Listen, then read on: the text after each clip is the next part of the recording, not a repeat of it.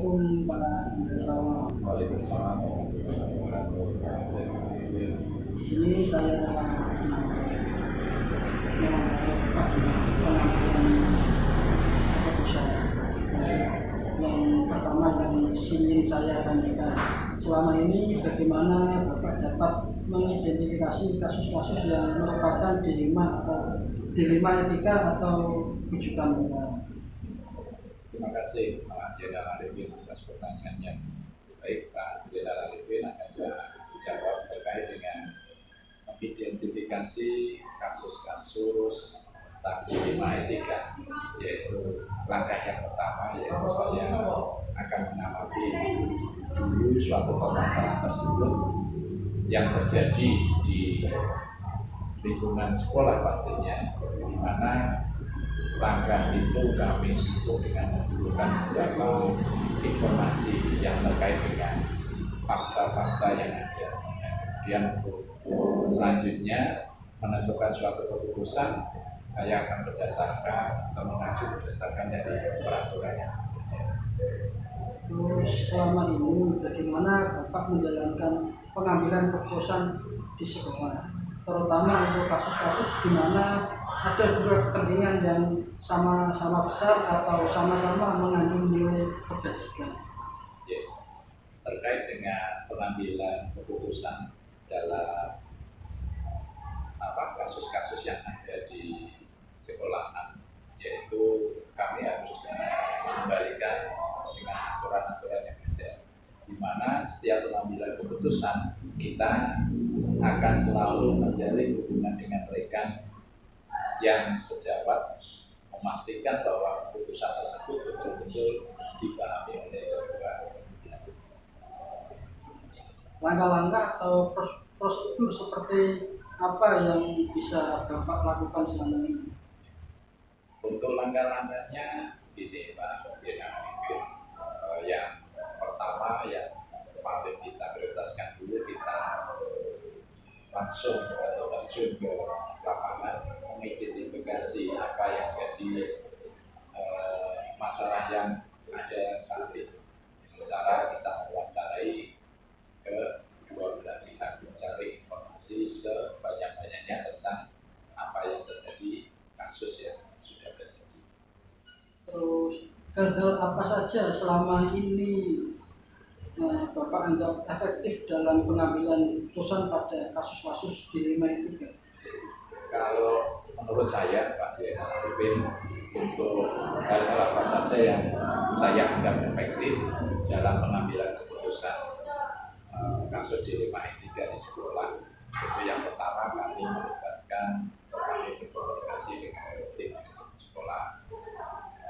Jelas kami juga akan melibatkan wakil kami dalam ini wakil sek yang sudah kami tunjuk, kemudian beberapa guru senior dalam hal memutuskan keputusan. Selanjutnya, hal apa saja yang selama ini merupakan tantangan dalam pengambilan keputusan pada kasus-kasus dilema etika? Ya. Untuk tantangan-tantangan, kami harus memberikan keyakinan atau memberikan keyakinan kepada orang yang telah atau orang yang pada saat itu terkena kasus. Artinya kita berikan keyakinan kepada orang tersebut supaya orang tersebut betul-betul bisa yakin dengan apa yang kita putuskan. Apakah Bapak memiliki sebuah tata kelola atau jadwal tertentu dalam sebuah penyelesaian kasus dilema etika? Apakah Bapak langsung menyelesaikan di tempat atau memiliki sebuah jadwal untuk menyelesaikannya, bentuk atau prosedur seperti apa yang Bapak jalankan? Ya. Untuk jadwal, kami tidak ada jadwal yang tetap. Ya, memang begitu ada kasus yang muncul atau kasus yang timbul, akan kami segera segera atau secepatnya kita selesaikan dengan cara itu tadi, mendekatkan pendekatan, cari informasi untuk menyelesaikan kasus tersebut supaya kasus ini tidak atau berlarut-larut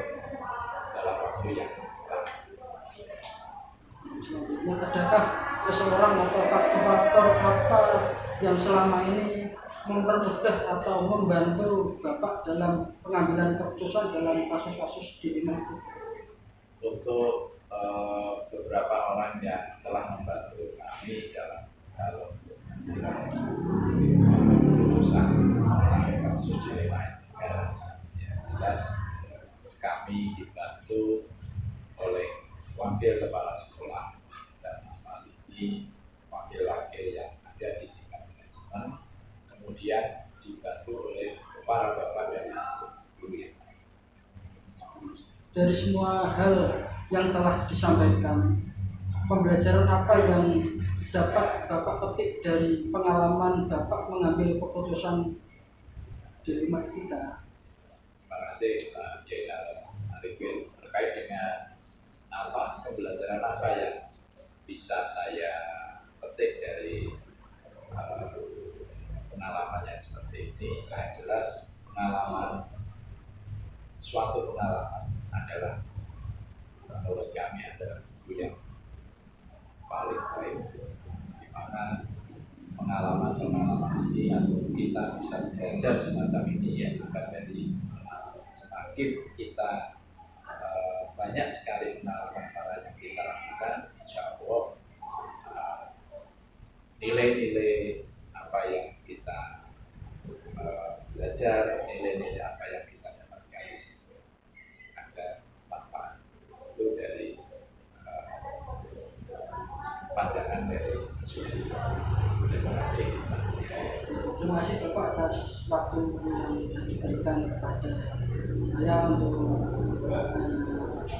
wawancara kasus di Lima Etika. Terima kasih Pak Jenderal Arifin. Mudah-mudahan apa yang menjadi tugas dan apa yang menjadi tanggung jawab dari Bapak bisa terlaksana dengan baik. Sukses selalu. Terima kasih. Sama-sama.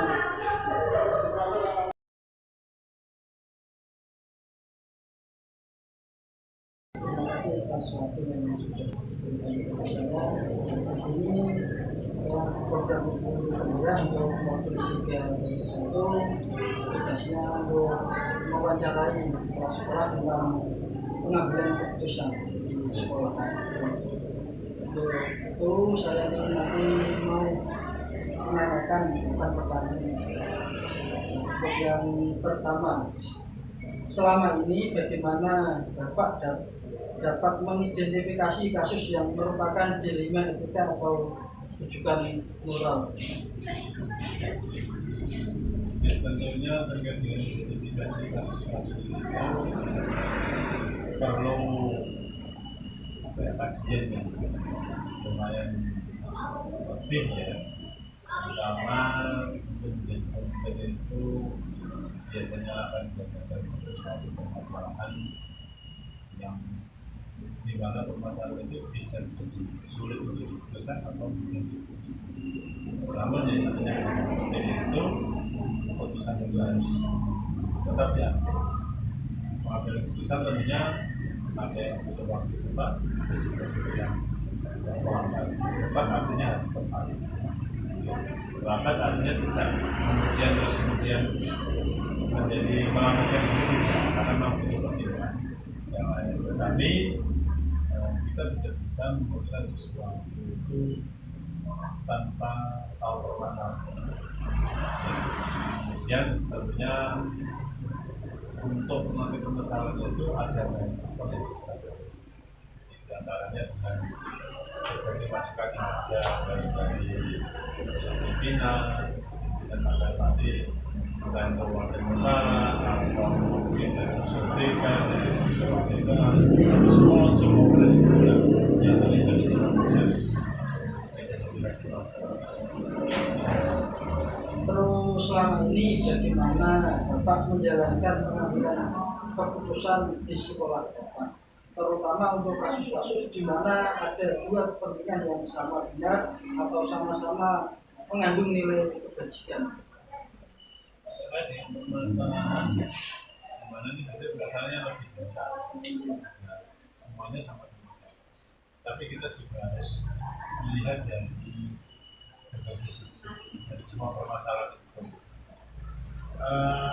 Setidak-tidaknya kita butuh pertimbangan masukan baik wakil-wakil kepala sekolah selaku yang memberikan kewenangan, yang memberikan tanggung jawab terkait dengan permasalahan proses yang ada, kemudian mendengar dengan masukan, kemudian setelah itu baru kita bisa mengambil keputusan yang terkait untuk keputusan nanti yang akan dihasilkan. Ya meskipun keputusan tersebut tidak semuanya bisa menerima apa yang kita putuskan. Kemudian bila mana jajaran yang menerima dua kepentingan, dan kepentingan itu sama-sama baik dan tidak benar, maka tentunya keputusan itu tidak mungkin kita lantas harus memutuskan salah satu, tetapi keputusan itu kita sesuaikan dengan aturan dan kesepakatan di desa kita laksanakan. Untuk langkah-langkah atau prosedur seperti apa yang bisa Bapak lakukan selama ini? Nah, yang pertama langkah-langkah tersebut diantaranya adalah tentu kita harus memahami permasalahan yang ada, permasalahan yang kita dengan menghadirkan unsur-unsur memanggil bicara dalam hal ini misalkan wakil kepala sekolah dengan masukan-masukan dari permasalahan yang ada. Kemudian setelah dilakukan rapat secara tenang dan mata, kemudian bersama-sama dengan para guru dan tenaga pendidikan, bila mana tidak sesuai dan tidak keputusan bersama, maka jalan satu-satunya adalah dengan voting. Maka keputusan tentunya bisa kita hasilkan, tetapi tentunya tidak kemudian terus tentunya tetap ada beberapa catatan. Yang penting adalah catatan tersebut adalah ketika sudah diambil keputusan tersebut, maka konsekuensinya harus dilaksanakan. Hal apa saja selama ini yang Bapak anggap efektif untuk dalam pengambilan keputusan pada kasus-kasus dilema etika? Terkait dengan perihal bagaimana kita di sumber itu menyebabkan etikanya, ya tentunya hal yang dimaksud ya sesuai dengan kepala sekolah ini kan diberi tanggung jawab untuk memprogramkan seluruh kebijakan yang ada di sekolah. Dan yang lebih bagian lagi bila mana mayoritas harapan yang di programnya kepala sekolah itu tentunya dilakukan oleh guru. Kemudian sesuai dengan jalan bersama. Kalaupun ada perbedaan terkait dengan tugas kepala sekolah, tentunya ini perlu ada langkah itu supaya semua bisa berjalan secara sinkronis dan bersama-sama. Hal apa saja yang selama ini merupakan tantangan dalam pengambilan keputusan pada kasus-kasus dilema etika? Terkait dengan tantangan dalam pengambilan keputusan ini, keputusan yang bersifat personal. Jika kepala sekolah dijadikan pada hal yang demikian, tentunya bila delapan keputusan itu bisa diterima oleh semua kalangan sekolah.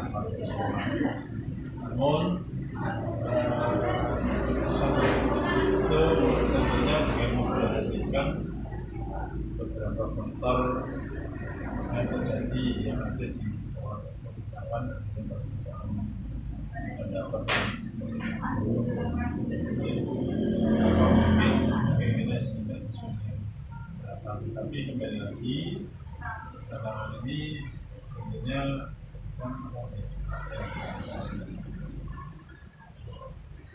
Dan selanjutnya, apakah Bapak memiliki sebuah tata cara atau jadwal tertentu dalam sebuah penyajian kasus dilematika?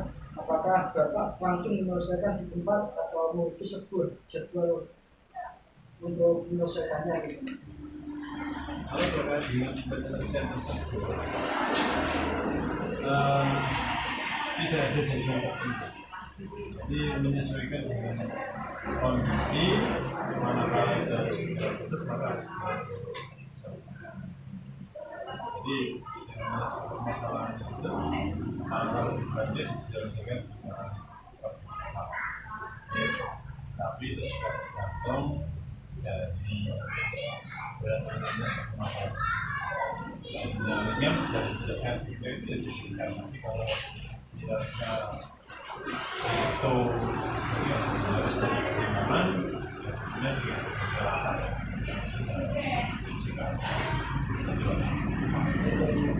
Adakah seseorang atau faktor apa yang selama ini mempermudah atau membantu Bapak dalam pengambilan keputusan dalam kasus-kasus di elemen etika? Terkait dengan faktor-faktor dalam hal saya gitu, saya dalam hal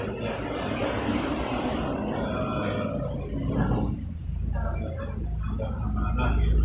Tentunya faktor yang pertama yang keluarga yang saya semangat. Selain faktor keluarga, dukungan dari tim sekolah. Karena kembali lagi yang saya dalam organisasi lembaga utama bagi pendidikan itu kan yang peran penting selain kepala sekolah kan ada para guru, saudara warga sekolah yang ada. Kalau semua dukungan itu terpenuhi dan didapatkan tentunya berjalannya kegiatan di pendidikan tentunya akan ada. Untuk pertanyaan terakhir nih Bapak, dari semua hal yang telah disampaikan, pembelajaran apa yang Bapak petik dari pengalaman Bapak dalam mengambil keputusan di etika? Pembelajaran hikmah ya termasuk. Pembelajaran hikmah itu banyak pada kita ambil proses perjalanan untuk mengambil keputusan sebagai pimpinan. Ya, tentunya dalam proses perjalanan waktu itu banyak hal yang bisa kita ambil. Tentunya baik, tetapi kita tidak bisa kemudian mencampurkan pengalaman dengan kemampuan yang sebelumnya, yang berbeda sebelumnya. Tentunya dengan melihat kondisi yang ada, namanya juga melihat dan sekolah dan kondisi kita boleh berjalan dari sekolah kecil dan dari sekolah berada. Jadi faktor lingkungan, faktor masyarakat, faktor budaya, kultural itu sangat mempengaruhi terkait dengan keputusan yang harus diambil. Jadi sangat menentukan sikap. Tidak bisa kemudian kita samakan sekolah ini misalnya dengan sekolah yang di bawah sekolah ini akan berbeda kondisinya, kondisi dari SDM-nya, kondisi dari ini yang akan nanti kita lakukan. Terima kasih Bapak atas waktu yang sudah diberikan kepada saya untuk wawancara kasus dilematika. Sama-sama. Dan Pak.